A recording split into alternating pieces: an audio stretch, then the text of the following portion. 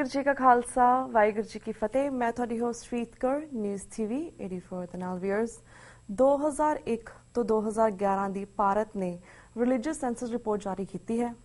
ਇਸ ਰਿਪੋਰਟ ਰਾਹੀਂ ਇਹ ਤੱਥ ਸਾਹਮਣੇ ਆਏ ਹਨ ਕਿ ਪਿਛਲੇ 10 ਸਾਲਾਂ ਦੇ ਵਿੱਚ ਸਿੱਖਾਂ ਦੀ ਪਾਪੂਲੇਸ਼ਨ ਦੇ ਵਿੱਚ ਬਹੁਤ ਵੱਡੀ ਗਿਰਾਵਟ ਆਈ ਹੈ।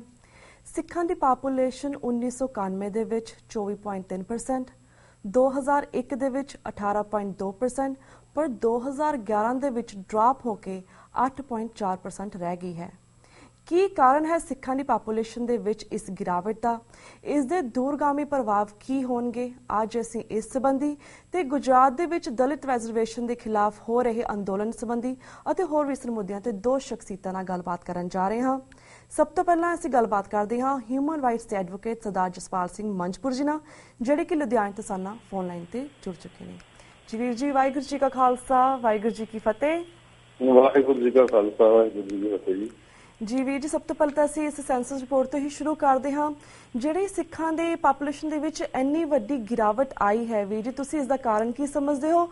ਆਲਸੋ ਓਵਰਆਲ ਸੈਂਸਸ ਰਿਪੋਰਟ ਬਾਰੇ ਤੁਸੀਂ ਸਾਡੇ ਦਰਸ਼ਕਾਂ ਨੂੰ ਕੀ ਕਹਿਣਾ ਚਾਹੋਗੇ? ਦੇਖੋ, ਜਿਹੜੀ ਇਹ ਸੈਂਸਸ ਪਿਛਲੇ ਦਿਨ ਜਿਹੜੇ ਧਰਮ ਦੇ ਆਧਾਰ ਦੇ ਉੱਤੇ ਜਿਹੜੇ ਉਹ ਜਾਰੀ ਕੀਤੇ ਗਏ ਆ ਜੀ, ਇਹ ਸਭ ਤੋਂ ਪਹਿਲੀ ਗੱਲ ਤਾਂ ਜਿਹੜੀ ਅੰਕੜਿਆਂ ਦੀ, ਇਹਨੂੰ ਮੈਂ ਅੰਕੜਿਆਂ ਦੀ ਰਾਜਨੀਤੀ ਜਿਹੜਾ ਉਹ ਕਹਿ ਸਕਦਾ ਵੀ ਇਹ ਐਸੇ ਅੰਕੜੇ ਜਿਹੜੇ ਆ ਉਹ ਜਾਰੀ ਕੀਤੇ ਜਿਹਦੇ ਹਿਸਾਬ ਦੇ ਨਾਲ ਜਿਹੜੀ ਨੈਕਸਟ ਪੋਲਿਟਿਕਸ ਆ ਜਿਹੜੀ ਇੰਡੀਆ ਦੀ ਉਹ ਜਿਹੜੀ ਆ ਤੈਅ ਕੀਤੀ ਜਾਣੀ ਹੈ। ਕਿਉਂਕਿ ਇਹਨਾਂ ਅੰਕੜਿਆਂ ਤੋਂ ਜਾਰੀ ਕਰਨ ਤੋਂ ਪਹਿਲਾਂ ਹੀ ਜਿਹੜੇ ਆ ਆਬਾਦੀ ਘਟਣ ਦੇ ਜਿਹੜੇ ਹਿੰਦੂ ਕੱਟੜਵਾਦੀ ਲੀਡਰਾਂ ਨੇ ਬਿਆਨ ਆਏ ਸੀ ਕਿ ਹਿੰਦੂਆਂ ਦੀ ਆਬਾਦੀ ਜਿਹੜੀ ਆ ਉਹ ਘਟ ਰਹੀ ਆ, ਮੁਸਲਮਾਨਾਂ ਦੀ ਵੱਧ ਰਹੀ ਆ, ਆਪਾਂ ਨੂੰ ਇੰਨੇ ਬੱਚੇ ਪੈਦਾ ਕਰਨੇ ਚਾਹੀਦੇ। ਤੇ ਜਿਹੜੀ ਮੈਂ ਸਮਝਦਾ ਕਿ ਸਿੱਖਾਂ ਦੀ ਆਬਾਦੀ ਘਟਣ ਦਾ ਜਿਹੜਾ ਕਾਰਨ ਹੈਗਾ ਉਹਦੇ ਪਿੱਛੇ ਇੱਕ ਤਾਂ ਅੰਕੜਿਆਂ ਦੀ ਸਿਆਸਤ ਹੈਗੀ ਹੈ। ਇਹਨਾਂ ਨੂੰ ਅੰਕੜਿਆਂ ਨੂੰ ਜਾਣ ਬੁੱਝ ਕੇ ਘਟਾ ਕੇ ਪੇਸ਼ ਕੀਤਾ ਗਿਆ ਜਾਂ ਇਹਦੇ ਪਿੱਛੇ ਜਿਹੜੀ ਇੱਕ ਨੀਤੀ ਜਿਹੜੀ ਨਸਲਕੁਸ਼ੀ ਦੀ ਜਿਹੜੀ ਜ਼ਿੰਮੇਵਾਰ ਹੈਗੀ ਆ ਇੱਥੇ, ਇਹ ਤਾਂ ਨਹੀਂ ਵੀ ਇੰਨਾ ਕਿਤੇ ਵੱਡੇ ਪੱਧਰ ਦੇ ਉੱਤੇ ਕੋਈ ਕਤਲੇਆਮ ਹੋਇਆ ਹੈਗਾ, ਪਰ ਜਿਹੜੀ ਇਹ ਇੱਕ ਅੰਕੜਿਆਂ ਦੀ ਸਿਆਸਤ ਦੇ ਵਿੱਚ ਸਿੱਖਾਂ ਨੂੰ ਘਟਾ ਕੇ ਤੇ ਇੱਕ ਡਰ ਦੀ ਭਾਵਨਾ ਜਿਹੜੀ ਉਹਨਾਂ ਦੇ ਵਿੱਚ ਪੈਦਾ ਕਰਨੀ ਕਿ ਅਸੀਂ ਤਾਂ ਘੱਟਦੇ ਹੀ ਜਾਂਦੇ ਆ। ਪਰ ਜਿਹੜੀ ਹੁਣ ਜਿਹੜੀ ਸਮਝਦਾ ਇੱਕ ਖਿੱਤੇ ਦੇ ਵਿੱਚ ਸੀਮਤ ਰੱਖ ਕੇ ਕਿਸੇ ਕੌਮ ਦੀ ਜਿਹੜੀ ਆ ਉਹ ਜਨਗਣਨਾ ਕਰਨੀ ਉਹ ਮਾਇਨੇ ਨਹੀਂ ਦਿਖਾਉਂਦੀ, ਜਿੰਨਾ ਕਿ ਇੰਟਰਨੈਸ਼ਨਲ ਪੱਧਰ ਦੇ ਉੱਤੇ ਜਾਂ ਦੁਨੀਆ ਦੇ ਪੱਧਰ ਦੇ ਉੱਤੇ ਉਸ ਕਿਸੇ ਖਾਸ ਭਾਈਚਾਰੇ ਦੀ ਕੌਮ ਦੀ ਕਿੰਨੀ ਗਿਣਤੀ ਹੈਗੀ ਆ ਤੇ ਉਹਨਾਂ ਦਾ ਕਿੰਨਾ ਪ੍ਰਭਾਵ ਹੈਗਾ ਵੱਖ-ਵੱਖ ਮੁਲਕਾਂ ਦੀਆਂ ਸਰਕਾਰਾਂ ਦੇ ਵਿੱਚ। ਤੇ ਜਿਹੜੀ ਇਹ ਆ ਵੀ ਇੱਥੋਂ ਗਰੋਥ ਘਟੀ ਆ ਉਹ ਤਾਂ ਦਿਸਦੇ ਰੂਪ ਦੇ ਵਿੱਚ ਜਿਹੜੀ ਘਟੀ ਹੈਗੀ ਆ। ਕਿਤੇ ਸਾਡੇ ਜੇ ਆਪਣੀ ਗੱਲ ਕਰੀਏ ਤੇ ਸਾਡੇ ਬਜ਼ੁਰਗ ਜਿਹੜੇ ਆ ਉਹ 8 ਭੈਣ ਭਰਾ ਸੀ, ਅਸੀਂ 2 ਭਰਾ ਸੀ, ਮੇਰੇ ਦਾ 2 ਬੱਚੇ ਆ। ਇਹ ਵੀ ਇੱਕ ਜਿਹੜਾ ਕਾਰਨ ਹੈਗਾ ਵੀ ਜਿਹੜਾ 1947 ਤੋਂ ਬਾਅਦ ਜਾਂ 50-55 ਦੇ ਦਰਮਿਆਨ ਜਿਹੜੇ ਜਨਮ ਦਰ ਸੀ ਉਹ ਇੱਕਦਮ ਜਿਹੜੀ ਆ ਉਹ ਵਧੀ ਆ। 8-8, 10-10 ਬੱਚੇ ਸੀ। ਹੁਣ ਸੋਸ਼ਲ ਸੈਟਅਪ ਐਸਾ ਬਣਿਆ ਜਿਹਦੇ ਵਿੱਚ ਜਿਹੜਾ ਅਰਬਨਾਈਜੇਸ਼ਨ ਹੋਇਆ ਜਾਂ ਜਿਹੜੀ ਪਾਪੂਲੇਸ਼ਨ ਕੰਟਰੋਲ ਕਰਨ ਦੀ ਜਿਹੜੀ ਜਾਤੀ ਆ, ਪਰਿਵਾਰ ਨਿਯੋਜਨ ਦੀ ਗੱਲ ਹੈਗੀ ਆ, ਉਹ ਜਿਹੜਾ ਪੜ੍ਹਿਆ ਲਿਖਿਆ ਵਰਗ ਆ ਉਹ ਜ਼ਿਆਦਾ ਤੌਰ ਦੇ ਉੱਤੇ ਇਹ ਸਮਝਦਾ ਵੀ 1 ਜਾਂ 2 ਬੱਚੇ ਹੋਣੇ ਚਾਹੀਦੇ। ਉਹਦੇ ਕਰਕੇ ਜਿਹੜੀ ਆ ਇਹ ਜਿਹੜੀ ਪਾਪੂਲੇਸ਼ਨ ਜਿਹੜੀ ਰਿਲੇਸ਼ਨ ਜਿਹੜੀ ਸਿੱਖਾਂ ਦੀ ਉਹ ਡਾਊਨ ਆਈ। ਦੂਜੀ ਗੱਲ ਇਹਦੇ ਵਿੱਚ ਜਿਹੜੇ ਇਹ ਸਿੱਖ ਜਿਹਦੇ ਆਪਾਂ ਸਿੱਖਲੀ ਗੱਲ ਸਿੱਖ ਕਹਿੰਦੇ ਆ ਜਾਂ ਉਹਨਾਂ ਨੂੰ ਇਹਦੇ ਵਿੱਚ ਐ ਜੇ ਸਿੱਖ ਨਹੀਂ ਜਿਹੜਾ ਉਹ ਲਿਖਿਆ ਗਿਆ ਤੇ ਇਹ ਵੀ ਇੱਕ ਵਜ੍ਹਾ ਹੈਗੀ ਆ ਕਿ ਜਿਹੜੀ ਆ ਸਿੱਖਾਂ ਦੀ ਓਵਰਆਲ ਜਿਹੜੀ ਪਾਪੂਲੇਸ਼ਨ ਆ ਉਹ ਇਹ ਗਰੋਥ ਨਹੀਂ ਕੀਤੀ, ਮਾਈਨਸ ਦੇ ਵਿੱਚ ਜਿਹੜੀ ਗਈ ਆ, ਸਟੇਬਲ ਹੋਈ। ਦੂਜੇ ਪਾਸੇ ਦੂਜੀਆਂ ਕੌਮਾਂ ਦੇਖੀਏ, ਕ੍ਰਿਸਚੀਅਨ ਦੀ ਜਿਹੜੀ ਆ ਗਿਣਤੀ ਸਿੱਖਾਂ ਨਾਲੋਂ ਘੱਟ ਸੀ, ਉਹਨਾਂ ਦੀ ਵੱਧ ਗਈ ਆ। ਲਗਭਗ 1.25 ਕਰੋੜ ਉਹਨਾਂ ਦੀ ਗਿਣਤੀ ਜਿਹੜੀ ਆ ਹੁਣ ਸਿੱਖਾਂ ਨਾਲੋਂ ਜ਼ਿਆਦਾ ਹੈਗੀ ਆ ਇੰਡੀਆ ਦੇ ਵਿੱਚ। ਤੇ ਜਿਸ ਤਰ੍ਹਾਂ ਦੀ ਪੋਲੀਟਿਕਸ ਖੇਡੀ ਜਾ ਰਹੀ ਹੈ ਇੰਡੀਆ ਦੇ ਵਿੱਚ, ਉਹਦੇ ਤਹਿਤ ਵੀ ਜਿਹੜੀ ਪਲਾਇਨ ਵੀ ਜਿਹੜਾ ਹੈ ਉਹ ਆਬਾਦੀਆਂ ਦਾ ਇੱਕ ਸਟੇਟ ਤੋਂ ਦੂਜੀ ਸਟੇਟ ਹੋਇਆ। ਜਿਵੇਂ ਅਸੀਂ ਗੁਜਰਾਤ ਦੀ ਗੱਲ ਕਰੀਏ, ਗੁਜਰਾਤ ਦੇ ਵਿੱਚ ਜਿਹੜੀ ਆ ਉਹਨਾਂ ਦੀ ਉਹ ਗਰੋਥ ਘਟੀ ਆ ਜਾਂ ਉਹ ਘੱਟ ਪਰਸੈਂਟ ਵਾਲੇ ਜਿਹੜੀ ਸਟੇਟਾਂ ਦੀ ਗਈ ਆ। 2001 ਦੀ ਗਿਣਤੀ ਤੇ 2011 ਦੇ ਅੰਕਾਂ ਦਾ ਮਿਲਾਨ ਕਰੀਏ ਤੇ 2002 ਦੇ ਵਿੱਚ ਜਦੋਂ ਗੁਜਰਾਤ ਦੇ ਵਿੱਚ ਸਿੱਖ ਮੁਸਲਿਮ ਕਤਲੇਆਮ ਹੋਇਆ ਸੀ, ਉੱਥੋਂ ਵੱਡੀ ਗਿਣਤੀ ਦੇ ਵਿੱਚ ਜਿਹੜੇ ਮੁਸਲਮਾਨ ਪਰਿਵਾਰ ਆ ਉਹ ਉੱਥੋਂ ਪਲਾਇਨ ਕਰਕੇ ਚਲੇ ਗਏ। ਸੋ ਇਹ ਸਾਰੀ ਅੰਕੜਿਆਂ ਦੀ ਜਿਹੜੀ ਗੇਮ ਆ ਤੇ ਪੋਲੀਟਿਕਸ ਦੇ ਉੱਤੇ ਸਾਰੀਆਂ ਚੀਜ਼ਾਂ ਜਿਹੜੀਆਂ ਡਿਪੈਂਡ ਕਰਦੀਆਂ।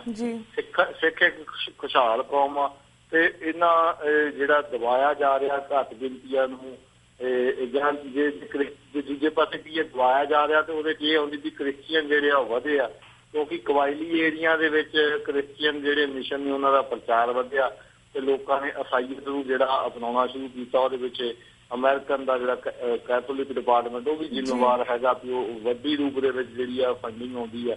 ਜੇ ਅਸੀਂ ਸਿੱਖਾਂ ਦੇ ਘਟਣ ਦੀ ਗਿਣਤੀ ਦੀ ਗੱਲ ਕਰੀਏ ਤਾਂ ਦੂਜੇ ਪਾਸੇ ਸਾਡੀ ਲੀਡਰਸ਼ਿਪ ਦੀ ਧਾਰਮਿਕ ਤੇ ਸਿਆਸੀ ਲੀਡਰਸ਼ਿਪ ਦੀ ਜਿਹੜੀ ਆ ਪੰਜਾਬ 'ਚ ਖਾਸ ਤੌਰ ਤੇ ਨਾਕਾਮੀ, ਲੋਕਾਂ ਦਾ ਸਿੱਖੀ ਤੋਂ ਮੂੰਹ ਫੇਰ ਕੇ ਡੇਰਿਆਂ ਵਾਲੇ ਪਾਸੇ ਨੂੰ ਪ੍ਰਭਾਵਿਤ ਹੋਣਾ। ਜਿਹੜੇ ਡੇਰਿਆਂ ਵਾਲੇ ਗਏ ਆ ਉਹਨਾਂ ਨੇ ਆਟੋਮੈਟਿਕਲੀ ਆਪਣੀ ਜਿਹੜੀ ਆ ਉਹ ਆਪਣੇ ਆਪ ਨੂੰ ਸਿੱਖ ਨਹੀਂ ਦਿਖਾਇਆ, ਜਾਂ ਕਹਿ ਲਓ ਵੀ ਸਾਡੀ ਲੀਡਰਸ਼ਿਪ ਨੇ ਜਾਂ ਸਾਡੇ ਅਗਵਾਈ ਕਰਤਾ ਨੇ ਉਹਨਾਂ ਨੂੰ ਪਰੇ ਧੱਕ ਦਿੱਤਾ ਤੇ ਉਹਨਾਂ ਨੇ ਆਪਣੇ ਆਪ ਨੂੰ ਜਿਹੜਾ ਹੈਗਾ ਉਹ ਹਿੰਦੂ ਜਾਂ ਈਸਾਈਅਤ ਦੇ ਵਿੱਚ ਜਿਹੜਾ ਉਹ ਸ਼ਮੂਲੀਅਤ ਕੀਤੀ ਹੈ, ਜਾਂ ਉਹਨਾਂ ਨੇ ਇਹ ਕਿਹਾ ਕਿ ਅਸੀਂ ਕਿਸੇ ਧਰਮ ਨਾਲ ਸੰਬੰਧ ਨਹੀਂ, ਕਿਉਂਕਿ ਤੁਸੀਂ ਅੰਕੜਿਆਂ ਨੂੰ ਦੇਖੋ ਉੱਥੇ ਇੱਕ ਵੱਡੀ ਗਿਣਤੀ ਉਹਨਾਂ ਲੋਕਾਂ ਦੀ ਹੈਗੀ ਆ ਜਿਨ੍ਹਾਂ ਨੇ ਆਪਣੇ ਆਪ ਨੂੰ ਕਿਸੇ ਵੀ ਧਰਮ ਨਾਲ ਸੰਬੰਧਿਤ ਜਿਹੜਾ ਉਹ ਨਹੀਂ ਦਿਖਾਇਆ ਹੈਗਾ, ਭਾਵੇਂ ਕਿ ਡੇਰਿਆਂ ਦੇ ਸੰਬੰਧ ਦੇ ਵਿੱਚ ਜਨਗਣਨਾ ਜਿਹੜੀ ਨਹੀਂ ਕੀਤੀ ਜਾਂਦੀ, ਪਰ ਉਹਨਾਂ ਨੇ ਆਪਣਾ ਧਰਮ ਆ ਜਿਹੜਾ ਉਹਨਾਂ ਨੇ ਕੋਈ ਵੀ ਧਰਮ ਨਹੀਂ, ਕਿਉਂਕਿ ਸਰਬ ਧਰਮ ਦੀ ਨਾਂ ਦੀ ਕੋਈ ਉਹ 'ਚ ਕਾਲਮ ਹੈ ਨਹੀਂ, ਇਸ ਕਰਕੇ ਉਹਨਾਂ ਲੋਕਾਂ ਨੇ ਆਪਣਾ ਜਿਹੜਾ ਧਰਮ ਆ ਕੋਈ ਧਰਮ ਨਾ ਲਿਖਾ ਕੇ ਤੇ ਉਹ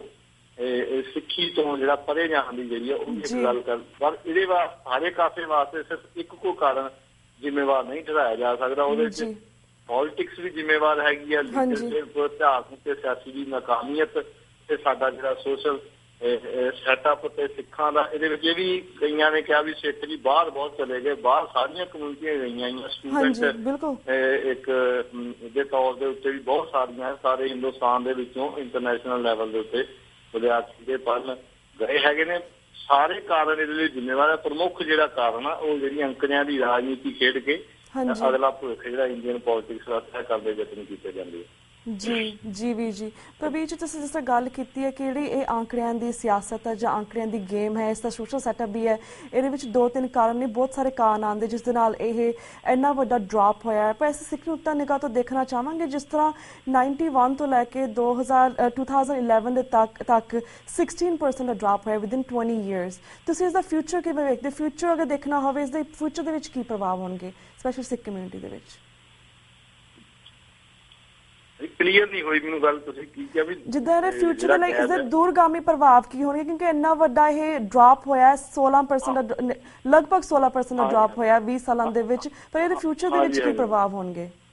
ਉਹਦੇ 'ਚ ਦੇਖੋ, ਉਹਦੇ 'ਚ ਜਿਹੜੀ ਜੇ 91 ਤੋਂ ਗੱਲ ਕਰੀਏ ਉਸ ਤੋਂ ਬਾਅਦ ਜਿਹੜੀ ਸਿੱਖਾਂ ਦੀ ਨਸਲਕੁਸ਼ੀ ਤੇ ਹਜ਼ਾਰਾਂ ਸਿੱਖ ਨੌਜਵਾਨਾਂ ਨੂੰ ਜਿਹੜਾ ਲਵਾਸਾਂ ਕਹਿ ਕੇ ਜਾਂ ਬੇਕਸੂਰਾਂ ਨੂੰ ਜਿਹੜੀਆਂ ਉਹਨਾਂ ਨੂੰ ਲੋੜਿਆ ਗਿਆ ਨਹਿਰਾਂ ਦੇ ਵਿੱਚ ਜਾਂ ਸ਼ਮਸ਼ਾਨ ਘਾਟਾਂ ਦੇ ਲਵਾਸ ਕਰ, ਉਹ ਇੱਕ ਪੀੜ੍ਹੀ ਜਿਹੜੀ ਆ ਮੈਂ ਸਮਝਦਾ ਉਸ ਦਹਾਕੇ ਦੇ ਵਿੱਚ ਸਿੱਖਾਂ ਦੀ ਖਤਮ ਹੋਈ। ਉਸ ਪੀੜ੍ਹੀ ਤੋਂ ਜਿਹੜੀ ਅਗਲੀ ਪੀੜ੍ਹੀ ਬਣਨੀ ਸੀ ਬਹੁਤੀ ਉਹ ਰੁਕ ਗਈ। ਉਹ ਵੀ ਇੱਕ ਇਹਦੇ ਪਿੱਛੇ ਵੱਡਾ ਹੈ। ਜਿਹੜੇ ਜਿੱਥੋਂ ਤੱਕ ਕਾਰਨ ਦੀ ਗੱਲ ਹੈਗੀ ਆ ਵੀ ਦੂਰਗਾਮੀ ਜਿਹੜੇ ਪ੍ਰਭਾਵ ਆ ਉਹ ਤਾਂ ਆਟੋਮੈਟਿਕਲੀ ਦੂਰਗਾਮੀ ਪ੍ਰਭਾਵ ਜਦੋਂ ਅਸੀਂ ਇੱਕ ਬਿਲਕੁਲ ਹੀ ਅੱਧੀ ਅਸੀਂ ਜਿਹੜੀ ਹੈ ਬਹੁਤ ਮਾਈਕਰੋਸਕੋਪਿਕ ਜਿਹੜੀ ਹੈ ਘੱਟ ਗਿਣਤੀ ਹੈਗੀ ਆ, ਜੇ ਅਸੀਂ ਹੋਰ ਘੱਟਦੇ ਜਾਵਾਂਗੇ ਤਾਂ ਫਿਰ ਸਾਡੇ ਲਈ ਜਿਹੜੇ ਆ ਜਿਹੜੀ ਦੁਸ਼ਮਣ ਸੋਚ ਹੈਗੀ ਆ ਉਹਨੂੰ ਸਾਨੂੰ ਜਿਹੜਾ ਦਬਾਉਣਾ ਉਹਨਾਂ ਲਈ ਇੱਕ ਜਿਹੜਾ ਹੈਗਾ ਮੈਂ ਕਹਿ ਸਕਦਾ ਵੀ ਦੱਬ ਤਾਂ ਨਹੀਂ ਸਕਦੇ। ਉਹ ਫਿਰ ਖਾਲਸਾ ਸਪਿਰਿਟ ਦੀਆਂ ਗੱਲਾਂ ਹੈਗੀਆਂ ਵੀ ਨਹੀਂ, ਖਾਲਸਾ ਇਕੱਲਾ ਵੀ 1.25 ਲੱਖ ਦੇ ਬਰਾਬਰ ਆ।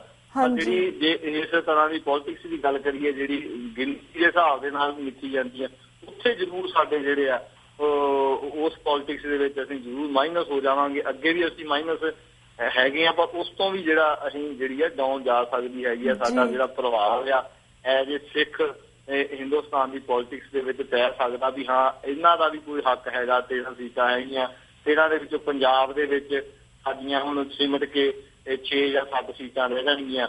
ਜਿਉਂ ਜਿਉਂ ਆਬਾਦੀ ਘਟੇਗੀ ਤੇ ਉਹਦੇ ਹਿਸਾਬ ਦੇ ਨਾਲ ਸਾਡੀ ਜਿਹੜੀ ਪੋਲੀਟਿਕਸ ਦੇ ਵਿੱਚ ਹਿੱਸੇਦਾਰੀ ਘਟੇਗੀ। ਜਿਹੜੀ ਹਿੱਸੇਦਾਰੀ ਘੱਟ ਆ ਤੇ ਉਹਦਾ ਜਿਹੜਾ ਉਹਦੀ ਗੱਲ ਵੀ ਉਨੀ ਜਿਹੜੀ ਆ ਉਹ ਮੰਨੀ ਜਾਵੇਗੀ। ਸੋ ਸਿੱਖਾਂ ਦੇ ਲਈ ਇਹ ਨੁਕਸਾਨ ਵਾਲੀ ਗੱਲ ਹੋਊਗੀ ਆਉਣ ਵਾਲੇ ਸਮੇਂ ਦੇ ਵਿੱਚ, ਖਾਸ ਤੌਰ ਤੇ ਇੰਡੀਆ ਦੇ ਵਿੱਚ।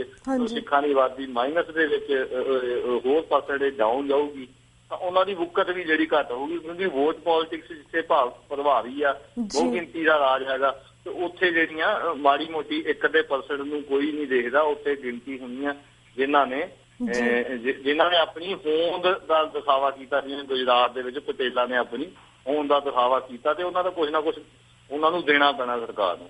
ਜੀ ਜੀ ਤੇ ਵੀਰ ਜੀ, ਇਹ ਤਾਂ ਅਸੀਂ ਸੈਂਸਸ ਰਿਪੋਰਟ ਦੇ ਹਵਾਲੇ ਨਾਲ ਗੱਲਬਾਤ ਕੀਤੀ ਸੀ। ਸਾਡੇ ਕੋਲ 3-4 ਮਿੰਟ ਰਹਿ ਗਏ ਨੇ। ਵਨ ਮੋਰ ਕੁਐਸਚਨ, ਜਿਸ ਤਰ੍ਹਾਂ ਗੁਜਰਾਤ ਦੇ ਹਵਾਲੇ ਦੇ ਵਿੱਚ ਤੁਹਾਡੇ ਵਿਚਾਰ ਲੈਣਾ ਚਾਹਾਂਗੇ। ਜਿਸ ਤਰ੍ਹਾਂ ਗੁਜਰਾਤ ਦੇ ਵਿੱਚ ਦਲਿਤ ਰਿਜ਼ਰਵੇਸ਼ਨ ਨੂੰ ਲੈ ਕੇ ਪਟੇਲ ਕਮਿਊਨਿਟੀ ਵੱਲੋਂ ਅੰਦੋਲਨ ਸ਼ੁਰੂ ਕੀਤਾ ਗਿਆ ਸੀਗਾ, ਜਿਹੜਾ ਕਿ ਹੁਣ ਕਾਫੀ ਹਿੰਸਾ ਦੇ ਵਿੱਚ ਬਦਲ ਗਿਆ ਹੈ, ਕਾਫੀ ਕੁਝ ਹੋ ਰਿਹਾ ਹੈ, ਮੌਤਾਂ ਵੀ ਹੋ ਰਹੀਆਂ ਨੇ ਗੁਜਰਾਤ ਦੇ ਵਿੱਚ।